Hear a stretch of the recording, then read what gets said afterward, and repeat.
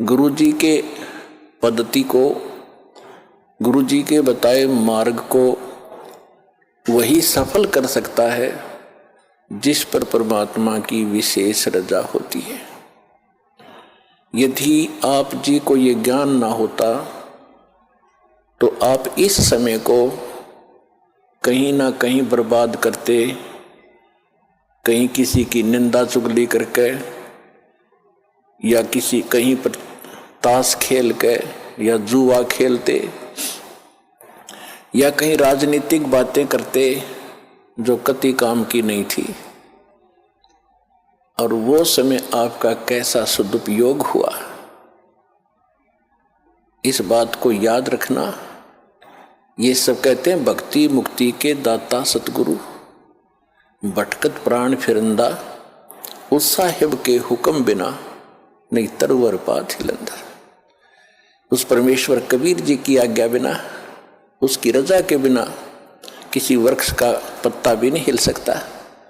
भक्ति और मुक्ति के दाता सतगुरु, भक्ति करा के ही मोक्ष होता है। जब हमें सत भक्ति प्राप्त होगी तभी हम मुक्ति पाएंगे, और वो सतगुरु ही दे सकता है। सतगुरु परमात्मा ही होता है, या फिर उस परमात्मा का कृपा पात्र हो सकता है जिसने जो ज्ञान उसी परमेश्वर से जो सतगुरु रूप में आए हुए होते हैं वो फिर आगे उसी के ज्ञान को प्रचार करता है। तो इस विषय में आज ये दास वो सतगुरु है जो परमात्मा का दास, उसका भेजा हुआ कुत्ता आपको जगा रहा हूं भौंक भौंक कर। आप धनी हो,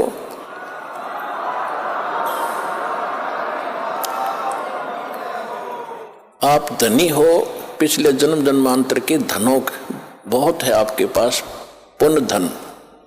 परमात्मा का भक्ति धन आपके पास बहुत ज्यादा है, और आप गफलत में सो रहे हो, चोर चोरी कर रहे हैं। वो कौन सी चोरी कर रहे हैं?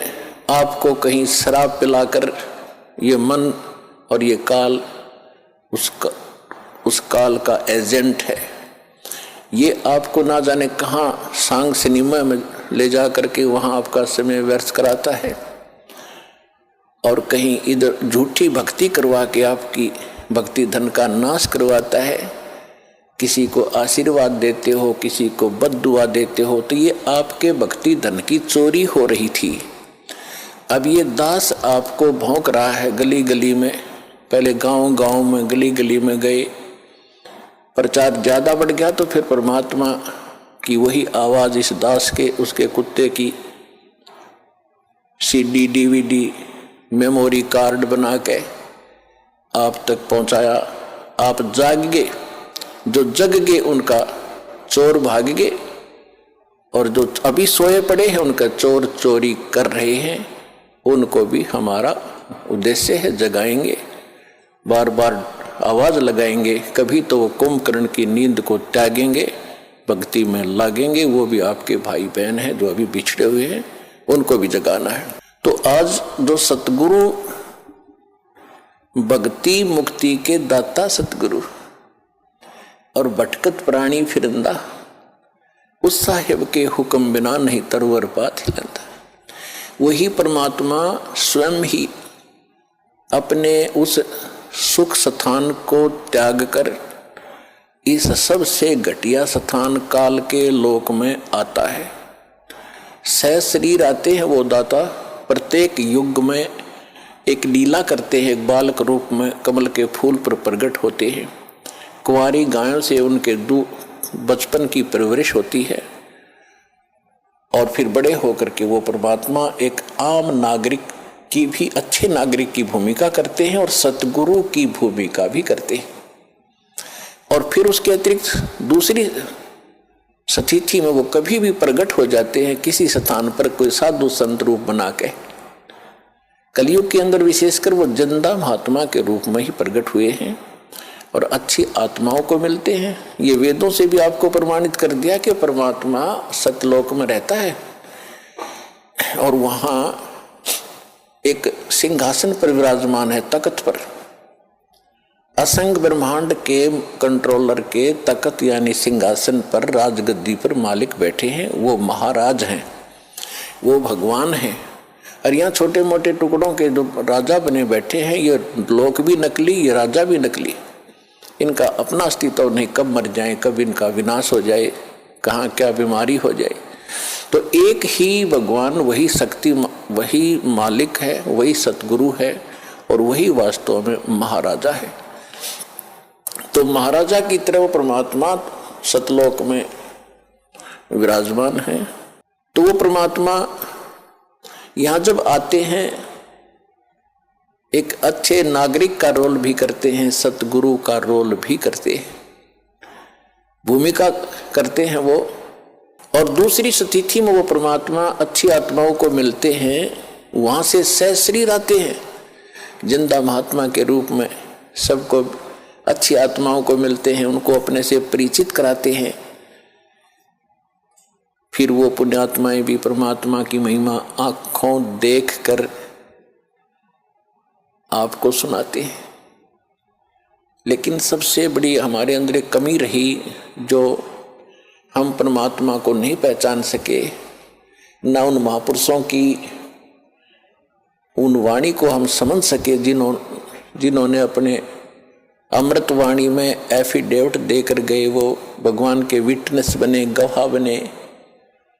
हम नहीं समझ सके क्योंकि हम अशिक्षित थे। हमारे पूर्वज जो थे वो श्रद्धालु गणे थे, विश्वासी बहुत थे, क्योंकि जो आत्मा अच्छी होती हैं वो विश्वास प्रत्येक पर कर लेती हैं। और परमात्मा ने आपको शिक्षा इसलिए नहीं दी पहले समय में, यह शिक्षा हमारी सबसे दुश्मन है। यदि हम शिक्षा प्राप्त करके परमात्मा की खोज नहीं करते हैं तो यह शिक्षा व्यर्थ है। इस शिक्षा ने हमें अहंकारी बना दिया और मर्यादाहीन बना दिया, माया का अधीन बना दिया, माया ही जोड़ना एक उद्देश्य मान लिया।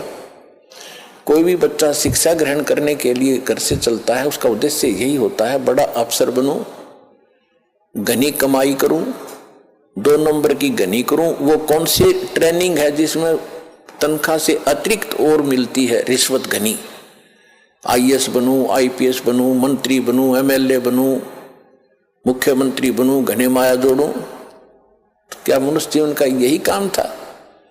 ये कार्य तो एक गोबर का भूंड करता है, गोबर का भूंड। अगर हमने यही काम के लिए मनुष्य जीवन पाया है तो गोबर का भूंड कैसा होता है? खेतों में पशु गोबर करते हैं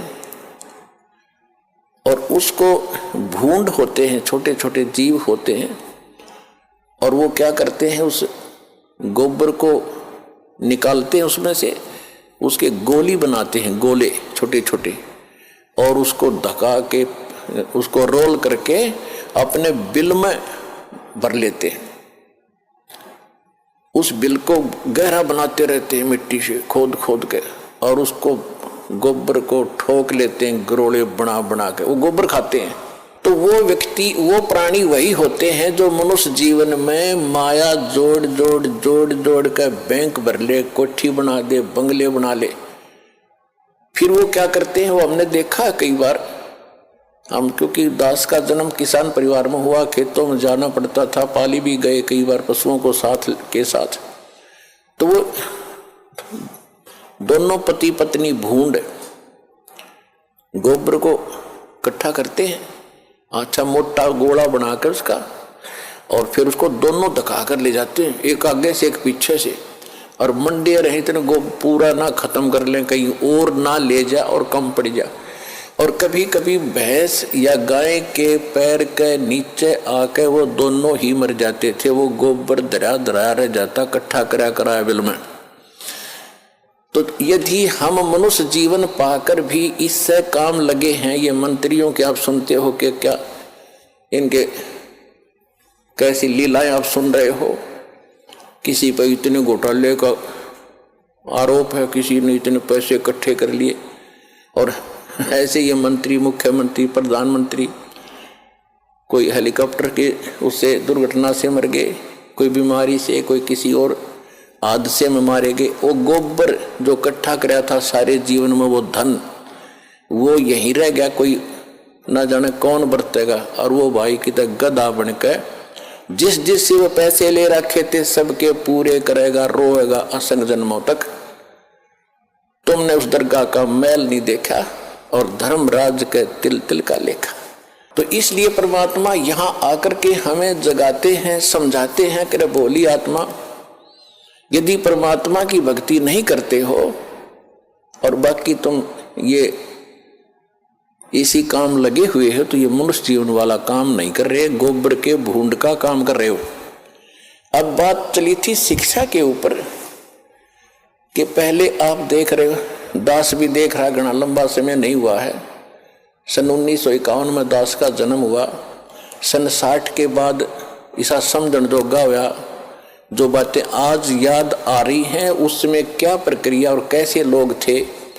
अब इस ज्ञान की रोशनी से उनकी पहचान हो रही है कि पहले शिक्षा कती नहीं थी, पिता पढ़े नहीं, चाचा पढ़ा नहीं, ताऊ पढ़ा नहीं, कोई कुंबा और पढ़ा नहीं। पहले का हमारे से पढ़ाई शुरू हुई थी, उसमें बहनों की बेटियों की पढ़ाई नहीं कराते थे। तो उसमें कितनी शांति थी, कितना एक आचरण अच्छा था, कितना प्यार था और कैसा एक दूसरे की शर्म लिहाज होती थी। बड़ा व्यक्ति चाहे किसी भी दूसरे गांव के दूसरे कोने का भी क्यों ना होता, अगर बच्चे थोड़ी बहुत शरारत कर रहे होते तो उसको देखते ही बंद हो जाते, भाई ताऊ आ गया। अरीब अब ताऊ चाहे कितना घूमो, गुटी लाकर गलियां बैठे रहे। और कितना व्यवहार बिगड़ गया, माया माया चाहिए, ना भाई बहन का प्यार, ना कितने रिश्तेदारी में लगाव रहा। विवाह पीछे होता है और मुकदमा कोर्ट में पहले जा लेता है। हद होगी भाई, इसी जीवन में अपने लफड़े में जीवन बर्बाद कर जाओगे।